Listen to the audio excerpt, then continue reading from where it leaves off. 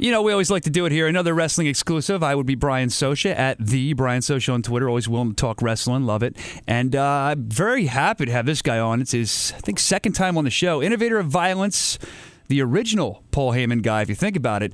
Tommy Dreamer's here to promote House of Hardcore, big event coming up this Saturday in Philadelphia at the National Guard Armory. How you doing, Tommy? Not bad, man. How are you? Oh, I'm great, man. And, you know, I got to warn everybody, the website's houseofhardcore.net because I was trying to do a little research, make sure I knew what was going on with everything, and houseofhardcore.com took me to some, like, orgy site, which was great. I make that same mistake 3 times a day, every day. So whenever my wife checks my history, that's all I get to say. So now you have a built-in excuse. That's right. You know, I just my intern just found this article that said that watching porn actually makes you dumber. Do you believe that? I would say yes, because you just sit mindlessly at the computer and just be like, huh? I could also say the same for at times wrestling, because I still like to watch 1 or 2 matches a day to still like keep me fresh in the business that I love my whole life. And I usually wind up, starting with something old, or if I have an obscure reference or I hear somebody, an older wrestler, I go on YouTube or the WWE Network, type in their name. Next thing I know, it's 4:30 in the morning, and I've been on the computer for 3 hours watching wrestling. And so I think, where did the time just go? Did I just go into some vortex or something? No, I feel you. I mean, that's happened to me too. Is it weird though that we spend more time? I should say we, but I know I spend more time watching wrestling than porn. Is that strange? Because I mean, I'm an adult male. I should like those other things and not just guys rolling around. But I think I love wrestling so much. I don't think there's anything the matter with that. I agree. And you know what? You could probably only watch porn for about 2 minutes tops. 30 seconds if you're me, Tommy. 30 seconds if you're me. So here's the deal. I'm excited that you're coming to Philly. Again, houseofhardcore.net. It's going to be a good show. National Guard Armory. I think the lowest tickets are $25. You can go and check on there. A lot of good matches. Kevin Steen, AJ Styles. That'll be good. You're in an Extreme Monsters Ball match with Abyss. That's going to be brutal. I mean, are you up for that? Your body's got to be hurting a little bit, right? Yeah. And, me also being the promoter, I went out there and, I had to go get barbed wire. I had to go get tables, maybe some thumbtacks. And I'm like, what am I going to do to myself? I'm 43 years old. Haven't I learned anything yet?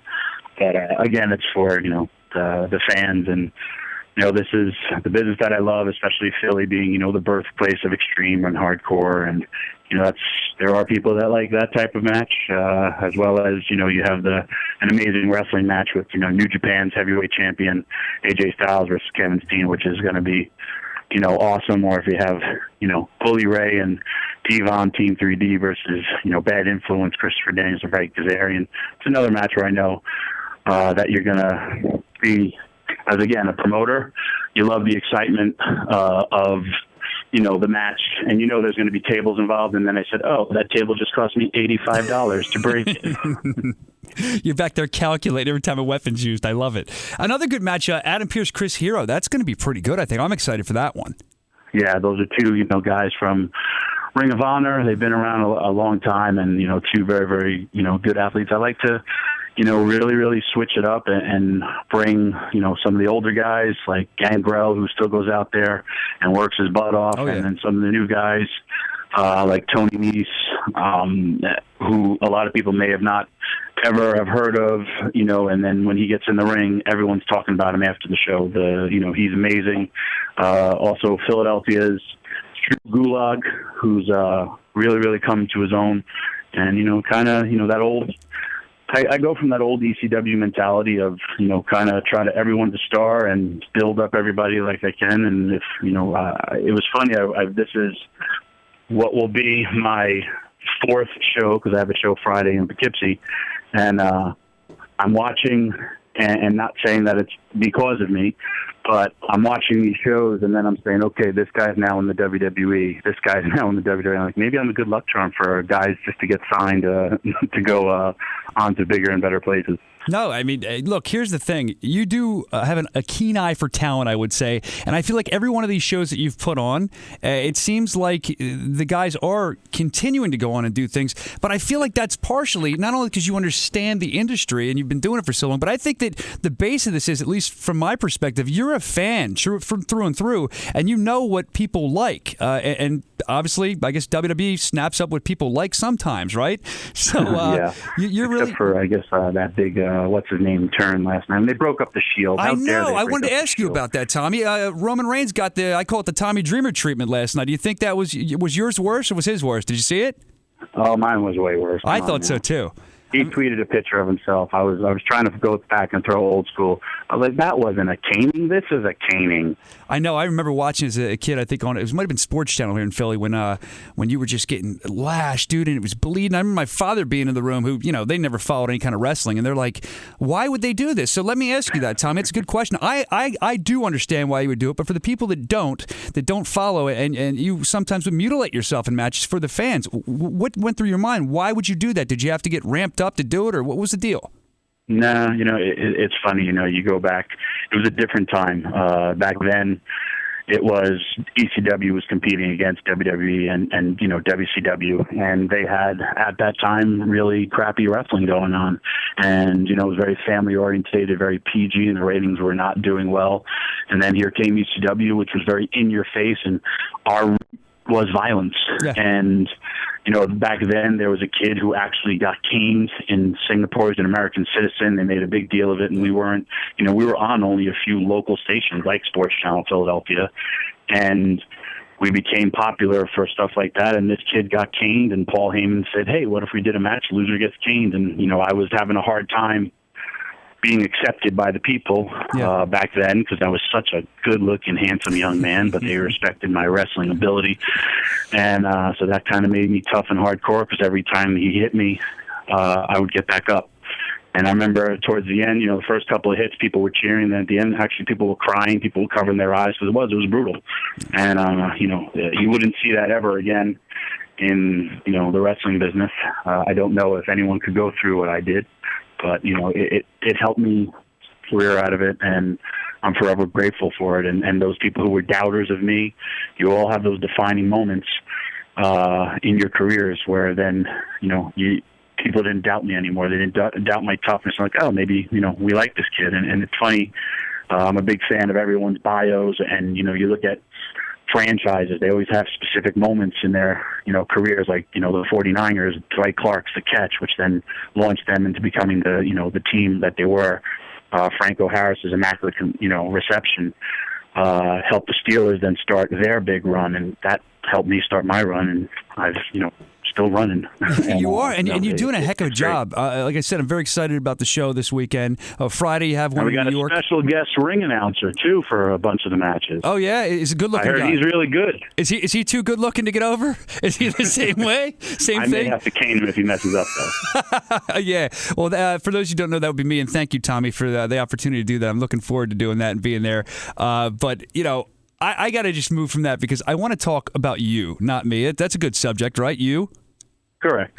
We are promoting my show, but it is your radio show, so that's all right, man. I enjoy talking to you, because I get a different perspective when I talk to you. I mean, I'll do a lot of wrestling interviews, but you're pretty open. And one of the things, because I grew up watching, I mean, I was a product of ECW. I interviewed Paul Heyman a couple times at WrestleMania. The last two, I guess we did some stuff together, and it was always cool to interview him, because that's like my Vince McMahon. That's the guy that helped shape the way I looked at wrestling, and you're one of those guys too. So it's always good to talk to you and learn from you. And you were just talking about having a hard time being accepted by the fans. So I remember when you were I used to read a sheet when I was in like 6th grade. That's terrible, but I did. It was called The Wrestling Edge or something. And I remember they had this picture of you with your suspenders holding a cane on the front of the sheet. And I always looked at you with those suspenders, and was that your idea, or was that like, who came up with that? No, it's really, really funny. In my career, people talk about the hardcore stuff, the suspenders, and when the time I ate the Undertaker's tobacco. Oh, that was but if you think about it, they're still talking about you. My original gimmick before, that I had, again, it was the early 90s, I thought I had to be this, I post pictures of what I used to look like before I became this hideous, scarred-up, chubby freak. I was a really good-looking Guido, man. I was a guy you'd see on the corner eating cheesesteaks or at the clubs back in the day. Yeah. And I thought I had to look a certain way to get over with the fans, because that's what the business was, as opposed to really just being myself. And it was Terry Funk who said, "Tommy, just be yourself, and people will like you." And he said, "Grow a goatee because you have a baby face." And I grew a goatee to make me look tougher. Now I have a goatee to hide my double chin, but it's still, it's kind of, those little things. And, like, it was funny when you said that was the first Paul Heyman guy. I really was, because Paul, nobody knows how much Paul held a lot of our hands, from myself, the Dudley Boys, Rob Van Dam, Sabu, Sandman. Sandman was a surfer before, he became I remember that. Sandman, and Mr. a horrible Sandman. gimmick. I remember. And Paul was like, man, it was funny that night. I can remember like it was yesterday. Me, Taz, and Paulie. Sandman was in the back smoking a cigarette in his underwear, drinking a beer after his match, and we were like, and he's like funny and loud, and we're like, that's the guy who needs to be on TV, and that's how it happened. So, I, like you said, I'm a wrestling fan. I look at, I'm a big fan. I watch everything, man. I'm not here to rip up WWE or rip up Impact Wrestling, but I have my own vision. I don't believe everyone needs to be big and jacked and muscular to be a good wrestler. That's just the people who pay for the tickets are the ones I care about, not for the back scenes, politics, and all that stuff. And everybody, I feel, has something to offer. Where, in the original ECW, we had a wrestler, 911, who did one move. Yeah, the moment he said he wanted to wrestle, and then everyone realized, oh, wait, he's not a good wrestler. And then his career ended. And he's a great guy, and he was Rookie of the Year. I'm doing one maneuver. I remember that, man. Frankenstein would come out, place would go nuts. One move. Sandman was never a good wrestler, but he could get his ass kicked, and he was tough as hell. And what better signifies Philadelphia? Yeah. So, I mean, Paul saw that in a lot of us. And, Taz at the time was considered too small to be a serious wrestler. And, he went on. Taz, I mean, you also think about it, Taz wasn't able to speak. He could not talk. And look what Taz does for a living. He is an announcer. Yeah, he really came a long way. It's just, we were fortunate to be part of that and to also enhance our talents. I'll look, for example, Adam Rose. I love Adam Rose's entrance. I think it's great. Adam Rose, to me, should be a bad guy because of his...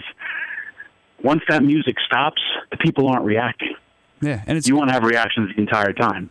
If that guy came in as a bad guy, the music, all that stuff, I would have left that separate and then given him that music and all that stuff, and then he would have been so bad that he would have turned into one of the more popular superstars. And yes, it's early for him, but once that music turns off, he's not getting the reactions when he is to that music. Yeah, and he should. And I feel like some of the stuff he does in ring is I guess there's it's like he's leaning heel, but it confused me too when they did that. Some of the stuff he does in the ring, I feel like would get better reactions if he was a bad guy, and that just brings up something exactly else. What they did with Chris Jericho when Chris Jericho first started. But once people debut, and they give up on guys early, and but again, that's not for my decisions because I don't work there. No, but it's fun to be the armchair quarterback sometimes. You know, to see what's going on. Another person who was really miscast was Fandango. Yeah, I agree, 100%. He can't, when you got all those people dancing and doing all that stuff, man. I remember Al Snow coming in with the head and getting those crowd shots of everyone pulling the head, or with Sandman's entrance, 4 minutes and 44 seconds of everyone singing a song. That's the same as Fandango. That's the same as the Adam Rose guy. But you can't say, okay, we want you to sing and dance and jump around and then boo for the guy afterwards. Yeah. I feel like... Or in Adam Rose's case, hey, you can't act like a weirdo once you get in the ring and start wrestling. Yeah, it just doesn't work like that. But again, it's fun to try to think about what could be. Like, I feel like Fandango, I feel like they could have made him... I don't know if you ever see... I've seen some of the stuff he does on Total Divas where he's kind of like scummy on the show. I think he would be just a good scumbag, good-looking guy that gets any girl. I think that'd be fun to watch him do that. But again... what they're doing is what they're doing, so we're not going to be changing that. That's what they're going to change on their own. Dreamer, another thing with you, Man in the Box, your theme, I would say one of the best-known songs in wrestling. I see people that still hear that song on the radio or whatever, and they get pumped up by it whenever that song plays. Was that song your choice? And if not, who picked it, and why did you decide that was the perfect? And I think that song was perfect for you. I agree. It was me and Taz driving down the road. And again, I was telling you I was a Guido from New York, and I really, really liked, and I hate to admit this, I liked kind of like dance music and pop. I guess that's where also the Suspenders came from. Nice.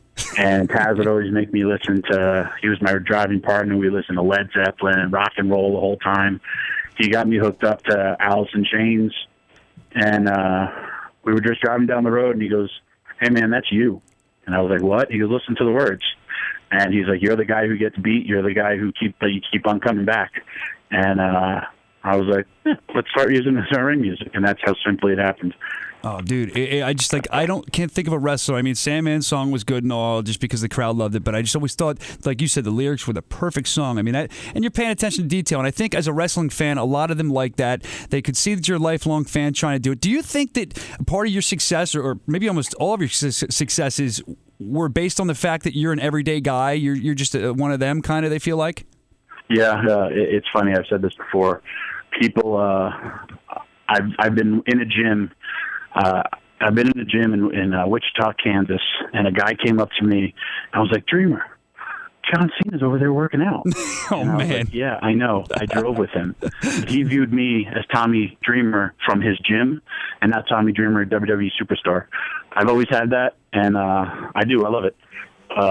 In a world, especially when I was in WWE, in a world of superstars, I was the regular guy. And, there's a lot of people, it's blessed, like Dusty Rhodes, he was the common man. Mm-hmm.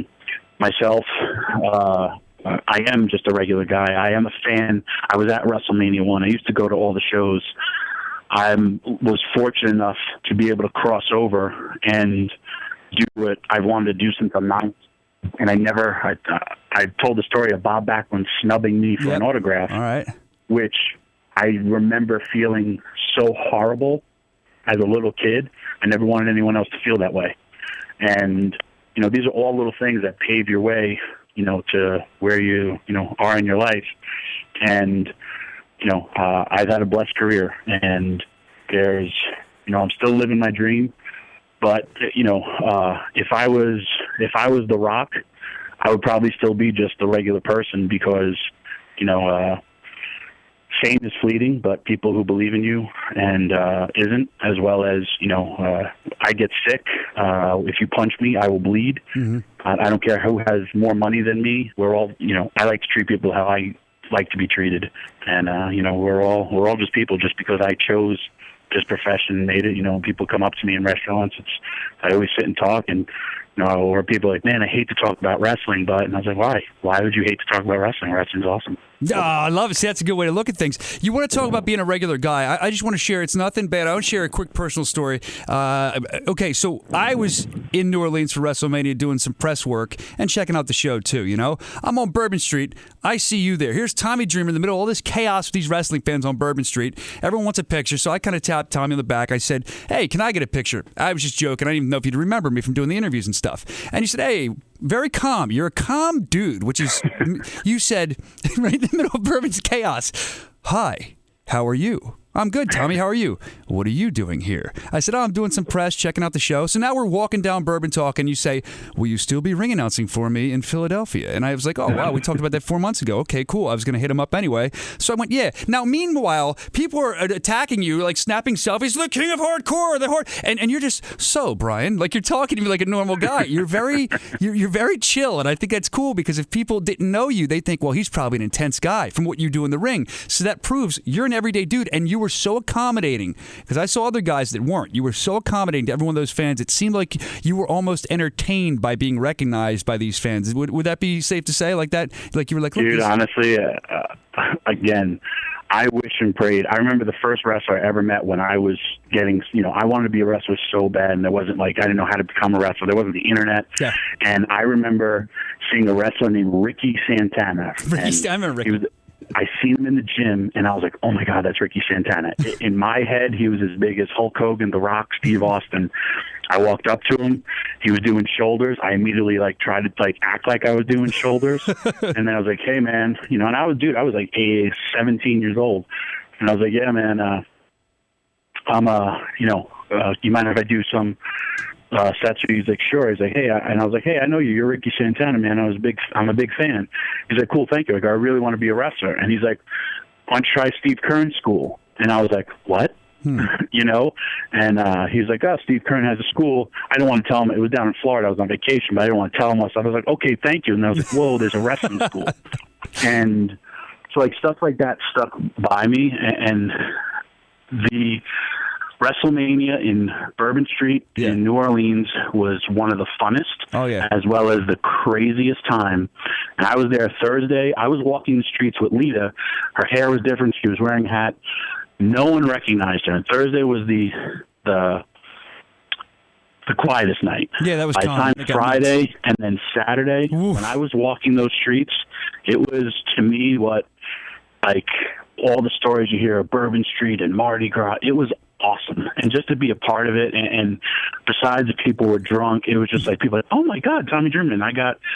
I mean, you were there. There was thousands of people. It probably took me almost 3 hours to walk 3 blocks. Oh, it was nuts. Everyone's like, can I have a picture? Can I have a picture? And I would never, I don't turn people away. No, you were very accommodating, and even if they're being drunk fools. So, like, just to give people an example that weren't there, here we are on Bourbon Street, and I just like watching what's going on because it's insanity. Like, it's like a wrestling fan's wet dream, I would call it, at least this WrestleMania. It was amazing. Everyone was just loved wrestling, having fun, wrestlers walking around. I mean, you're on this street with guys like Bret Hart, I saw him drinking on the street, like just random dudes from WWE, other dudes, all these guys are just out and about, and you're getting treated, not that you're not, but you're being treated like you are Hulk Hogan. These fans, and the foreign fans love you even more because, you know, they didn't get you like we did. You're a god. That's got to be the coolest feeling, man.